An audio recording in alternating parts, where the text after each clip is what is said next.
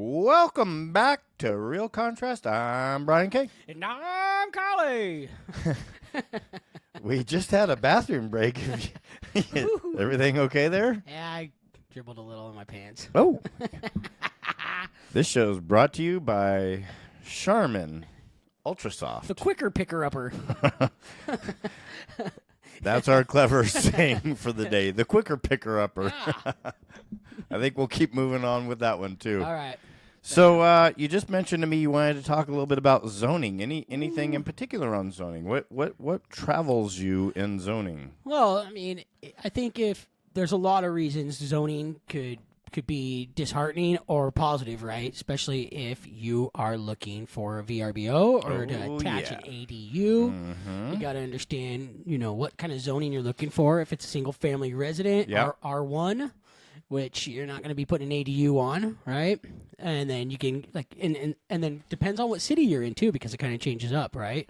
Absolutely. And then you got to also deal with the politics behind some of it. But today we were doing a nice walkthrough on a place down in Coeur d'Alene. Residential, vacant land, commercial. Residential, zoned R12, which is great. 12 doors per acre. Yep, 12 doors per acre, which is really good for, the buyers in this situation because they want an income-producing property, right? The VRBO, add an ADU on the back, a lot of good stuff going on, and it's in a neighborhood that's growing right off of Front Street, right there, Sherman in front. Yeah. Yeah.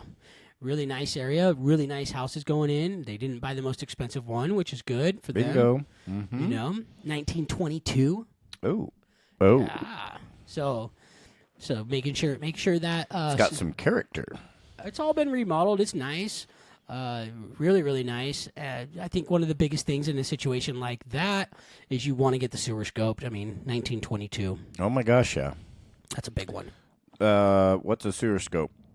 Well, it's a scope that goes into the sewer line, and they test it all the way into the city until it meets the cities, just to look for cracks.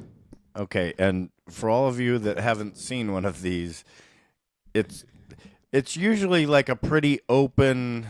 You can see the pipe. It's not going through poop water. It's going through poop water. Don't get me wrong, but they flush. They're going to flush the toilets a couple times first. But it's not a full pipe. You can usually see like a layer. You could see if the roots are coming through. Right. And if it is full, you got a problem because your grade's wrong. Something's wrong. Absolutely. Right. Absolutely. Yep. So they're getting inspected to make sure that there's a backflow preventer on it, because it did have an issue 3-4 years ago where the city was high pressurizing something and it backed back into the house, and so Leaves the yummy. Yeah. Oh, that's tasty stuff. Mm.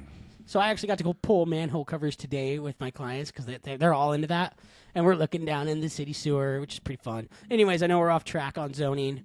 But no, this is totally all zoning, right? Yeah. The poop fun zone. Stories though. The poop zone.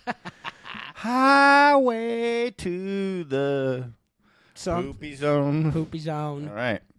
So zoning for me, in some vacant land options. Wait a second. You said zoning for me. Is this like she, him, her type of thing? I'm just curious. I'm not touching that with a 6-foot pole. Sorry. Some of my zoning experiences. There you go. Just didn't want you to get sued. Have been looking at property and whether it's got a house on it or not, and comparing it with other properties that are around it. Yeah.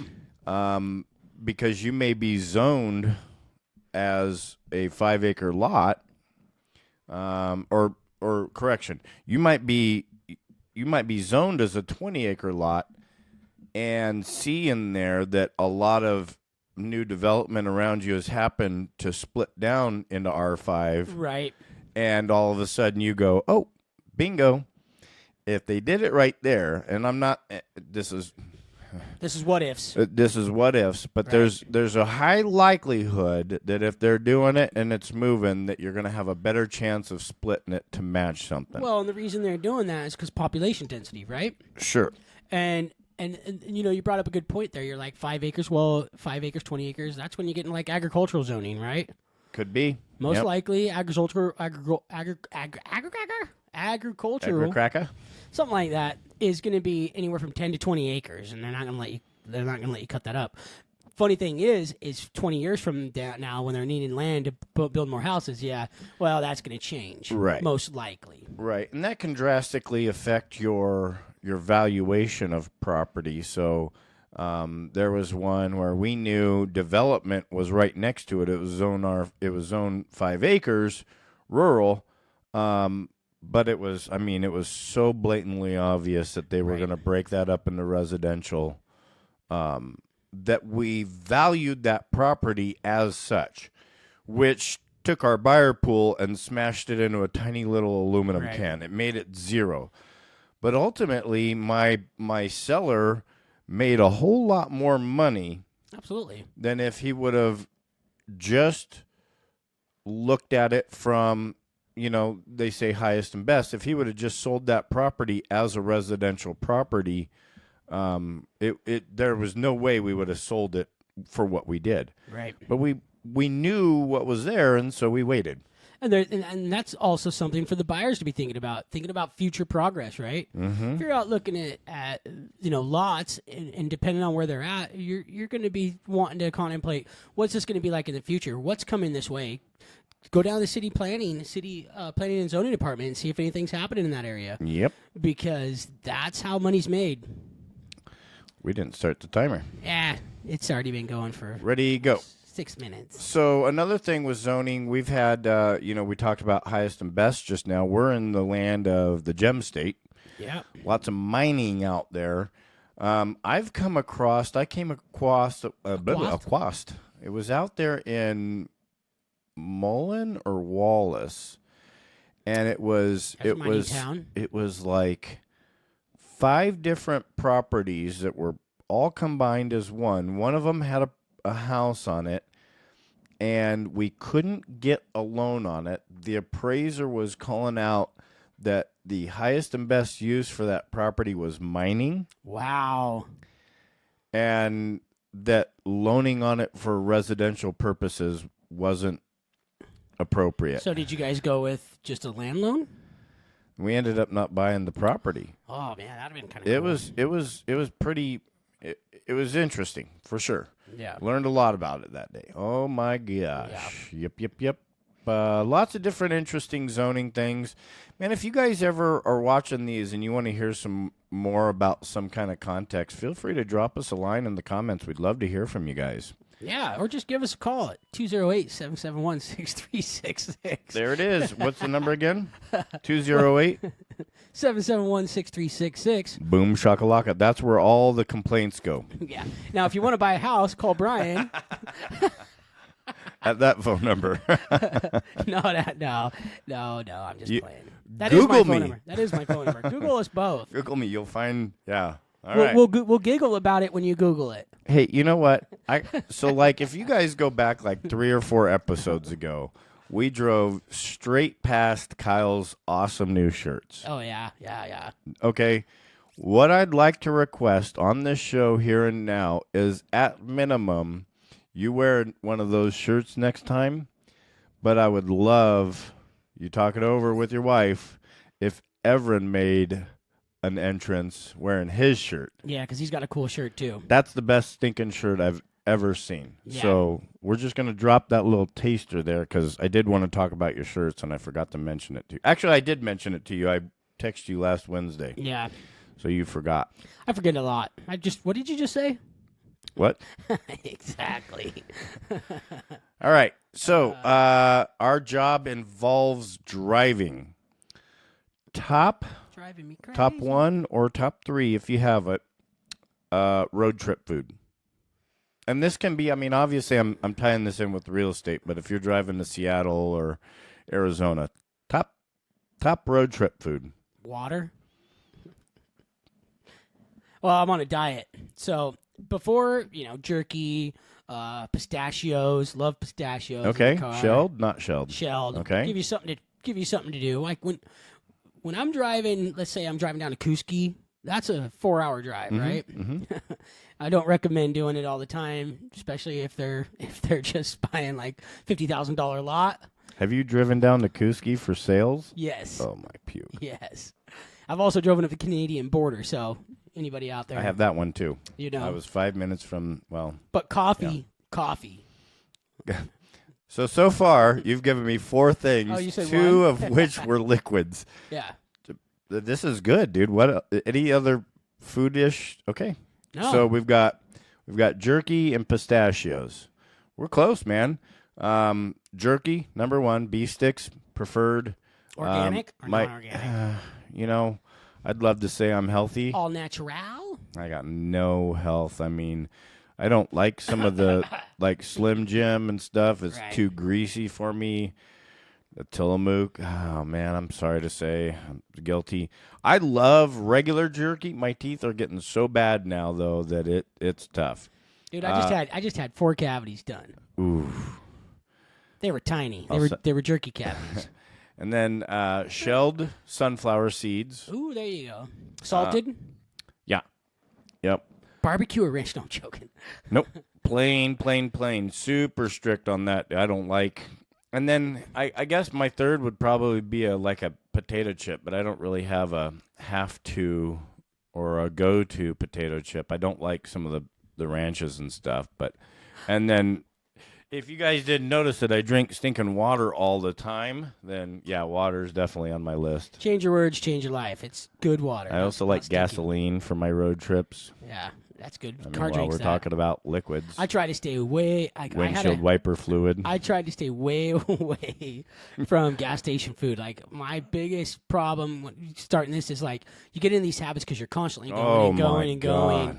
And you're gonna be, oh man, I'm starving. And when you're hungry, that's when you're at your weakest, right? So having those healthy snacks for you is good, and you get into the habit of eating that gas station stuff, and it makes you bulk up. Like trust me, I gained 30 pounds. Yeah. Just driving around snacking. Because let's face it, we're realtors. We're paper pushers, and we do some walking. Mm-hmm. It's not like we're out there, building buildings. We're building relationships. That's right. Yeah. There's not a lot of cardio in that. Well, sometimes, things happen, and get your heart rate up a little bit, For the most part. Wear Yeah, your Fitbit. Yeah, definitely. If I could get steps in for someone pushing my buttons, then I'd be getting my steps in every day. Face it, buyers and sellers buyers want to see the house over and over again. So you walk around that house, by the time you leave a property, you got 4,000 steps in sometimes. Which is awesome because I can look at my tracker and go, dude, I've been here for an hour. I just did 4,000 steps. Longest house showing you've ever had? Oh, gosh, 2 hours. Really? Yeah. Yeah, I hit the 2-hour mark one time. Yeah. Well, they're really interested in it. Uh-huh. What's the most houses you've shown in a day? Oh. Now, that's I don't the have challenge. that number right off the top of my head. 14. I don't know that I've shown more than 10. Well, okay. I've been in a new home development where we've probably walked in 6 or 7 of them. Yeah. But not like 14, hey, let's go, because by then we're stopping. We're going to go and we're going to review this list and see what we can break down because you're going to be so exhausted by the time. We were, and you can't remember the first house after that. No. Ultimately, there was none that the client wanted. They went back to the one that we had already tried to offer on and got it. But 14. Were you a newer agent or an older or more recent? It was my second year in. Okay. So still new, but wanted the hustle, wanted to get out. Client only has a certain amount of time. She's like, I want to see all these houses. I said, let's go for it, and I will never do that again. I think I'll stop at 8 houses. Just because 14, like I said, you don't remember anything. You got to stop, review it, and you're like, okay, what did we see in that house? Well, obviously nothing that really inspired you to want to put an offer on it. So let's just can that. So new agents, don't do that. 4 hours of driving in between 2 showings. Yeah. On a Sunday, someone asked me to help them out, and I drove up to Bonner's Ferry. Done it. Showed a house, left there, and drove down to Fernwood. Dude, craziest thing, we're actually going to meet our clients up in Bonner's Ferry this Sunday. We helped them buy a property a year and a half ago. We become friends, right? But during that process, they wanted to go see them in the wintertime. Well, why would you go see houses in the wintertime? One, you want to know the conditions you're getting into. So if you're a buyer, go look at a house that's out there in the wintertime. If you're a seller, You probably want to put it on if it's got a bad driveway in the summertime. Or a road. Who Yeah. takes care of the road? What's it look like? Can my car Right. get down it? So, moral of the story is we're out looking at these houses, and I will tell you this. They had a two-wheel drive, like SUV. We had our two-wheel drive car, and that's why we bought the four-wheel drive, right? Because we're out driving. They got stuck. I got stuck. I dug them out. They dug us out. We had to back down this one little narrow little road. So 3 places we got stuck. We called it a day, right? So we're out for like 6 hours that day. It's a 2-hour drive up there. We're out for like 6 hours getting each other unstuck. We stop and have lunch. We call it a day. We go back up, find another place the next day, and that's the place they bought. So we got stuck together, and it created a bond. Agents who get stuck together They earn get their work money. Together. Stuck earn together, their work money. together. I know another word that would rhyme with that, but we're not going to use that. Whoa. All right. So, man, I really You want got a to. couple Home sale minutes? contingency. Ooh, oh yeah, those are good ones. Okay, so first off, let's start off with what is a home sale contingency? You didn't want to ask him? Epson, what is a home sale contingency? Home sale contingency is when a buyer needs to sell their home in order to purchase the home they're putting an offer on. Yeah, use the proceeds from their house. Absolutely. Okay, and so what's that mean to a seller of a house if they get an offer with a home sale contingency? Well, it means that they're going to have to have faith that that home's going to sell. So ultimately, it's our job to start looking into that. So let's say you're this listing agent, right? And I'm the buying agent. Write an offer with a contingency to sell. You're going to want to call me and you're going to say, "Hey, what's the address of this property?" And it should be on the purchase and sell. And it would be your job to check into that, do a CMA on it, current market analysis, and check to see if they're in line with the prices. So that way you can give your clients the proper information so they can make the best decision for themselves. If the buyer of your home offers a home sale contingency and they're going to list their house for $4 million and it's a $500,000 house, You ain't taking it. your deal is not going to close, No. right? Right. On the flip side, and back when things were going crazy, it was you really almost didn't even care if it had a home sale contingency. Whoop-de-doo. Well, You put your house on the market and it's going to sell. Now it's a lot different. Now you're looking at not just is it priced right, but what's the market doing Right. in that area. right. So I've got a friend that lives over in Washington who called me about, a home that the buyer of their house is going to put on sale in Idaho, wanting to know not only, hey, what is the price right, but what's the market like up there? What's Right. the average days on market? Right. 135 right now. Will this help me meet my goal? Because ultimately, I'm selling my house to buy another house. Right. Well, that's a two-side look. Like, what is the market? Good example. This winter had a listing. It was priced high. Clients wanted to price it high. It was fine. They had 2 showings. One of them put an offer down with a home sale contingency. Now, I advise my clients to do a right to continue marketing, and they did that. And the buyers loved it. Their house, after researching it, was a little overpriced. We stated that case, but they were the only people putting up the offer at the moment. Mm-hmm. So I advise my clients to take that offer, right to continue marketing. We can lower the price as we go to try and get in more people, right? Mm-hmm. Strategize. Boom, boom, boom. Got a couple more showings. Ultimately, the house sold, and we went through with the transaction. So we had completed our E21. So when you're a buyer, now your offer is not as strong as if you weren't offering with a home sale Right. contingency. Right? Basically, that word contingency means we've got to clear this In order to do to make this transaction happen. So just about Safety. every one of these is going to have an inspection contingency.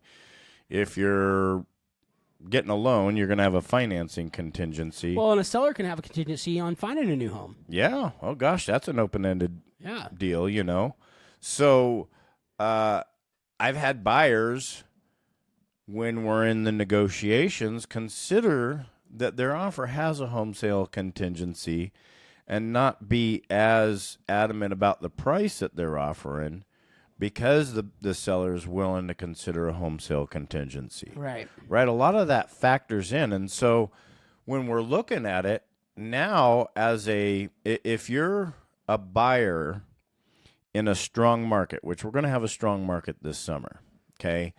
Okay. You're thinking, Okay. it's on video. Watch, let's come back. And I guess strong is an open-ended term and subject to. Okay, so if you're a buyer and you're looking at selling your house to buy another one, right now, talk to your real estate agent. But you're going to be in a much better position if you have a offer on the table, Oh, absolutely. if you're under contract, and especially if you're past the inspection period. Yeah, and you definitely need to talk to your agent for one, like especially if you're actually looking to sell your home and you're wanting to buy elsewhere. A lot of people they want to be looking for a property when they don't even have their property ready to rock. Right? You need to, there's an order to things that needs to happen in order to get you along your journey and hit your goals in a timely, orderly fashion. And it helps to have an expert in your field, in your market, in your area, that can tell you average days on market versus, hey, that house that you're looking for either is a diamond in the rough and we should start looking now, or they're a dime a dozen and just wait until we have an accepted offer. Right. Because otherwise you're going to exhaust yourself. Well, and that's the case. And if that's the case, then you, the seller, need to have contingent upon you finding a house. Could be. Because you can have an offer and then